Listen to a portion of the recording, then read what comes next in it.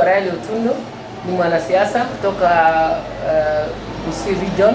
Anataka niseme ya kwamba ni vizuri sana na niongera sana kwa watu wa Nyamira ama watu wa Kisii region pia kuomba university nyingine.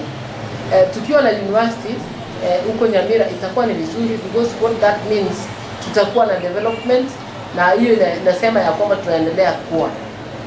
Lakini tumeona kama kuna kizungumkuti pahali ambayo viongozi wa Nyamira wameshindwa kusikizana ni pahali gani hiyo university itawekwa, kwa sababu our head of state anataka kuja kufungua aweke foundation stone, lakini hatujaona pahali wamekubaliana haswa.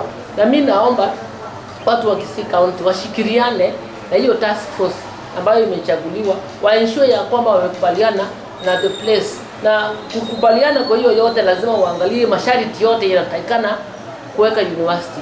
Na tunajua ya kwamba university inaanza kwa kuwa na campus ya Kisii University, and then lakini nataka kuomba ya kwamba wakati wanaweka hiyo pahali wataweka waangalie size ya shamba na wafikirie mambo ya future, ili wakiweka hiyo university wajue ya kwamba the place where they have it and the land that they have inatosha ile wakati ile in future ikiwa full fledged university ipate ya kwamba ina meet the conditions, ndio isiendelee kwenda future ikakuwa tu constituency ya Kisii University.